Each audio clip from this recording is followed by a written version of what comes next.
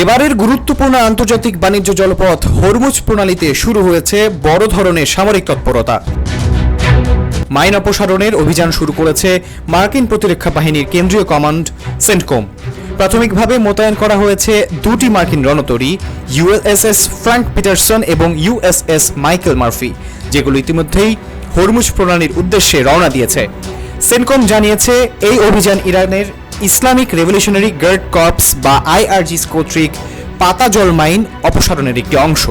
এই অভিযানের মূল লক্ষ্য হরমুজ প্রণালীকে সম্পূর্ণভাবে মাইন মুক্ত করে আন্তর্জাতিক বাণিজ্যিক জাহাজ চলাচল স্বাভাবিক রাখা। এদিকে সেন্টকমের শীর্ষ কমান্ডার অ্যাডমিরাল ব্র্যাড কুপার জানিয়েছেন, নতুন একটি নিরাপদ নৌপথ তৈরির কাজ শুরু হয়েছে, যা খুব শিগগিরই বেসামরিক জাহাজ চলাচলের জন্য উন্মুক্ত করা হবে। উল্লেখ্য এই যে গত 28শে ফেব্রুয়ারি যুক্তরাষ্ট্র ও ইসরায়েলের যৌথ অভিযানের পর হরমুজ প্রণালীতে অবরোধ তৈরির অংশ হিসেবে জল মাইন পেতে রাখা হয়েছিল।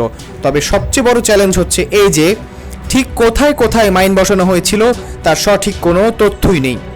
বিশেষজ্ঞরা বলেছেন, অনেক মাইন ইতিমধ্যে সরে গেছে বা ভেসে গেছে, ফলে সেগুলো শনাক্ত করাও আরও কঠিন হয়ে পড়েছে। এদিকে মার্কিন প্রেসিডেন্টও নিশ্চিত করে বলেছেন, মাইন অপসারণ কার্যক্রম ইতিমধ্যেই শুরু হয়েছে এবং খুব শিগগিরই উন্নত প্রযুক্তির মাইন ধ্বংসকারী নৌযান মোতায়েন করা হবে। বিশ্বের অন্যতম গুরুত্বপূর্ণ এই তেল পথে নিরাপত্তা ফিরিয়ে আনার এই অভিযানে প্রশ্ন উঠেছে, মাইন অপসারণের পরও কি পুরোপুরি নিরাপদ হবে এই গুরুত্বপূর্ণ জলপথ?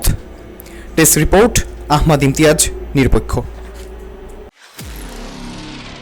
নিরপেক্ষ, সত্য প্রকাশে আপোষহীন।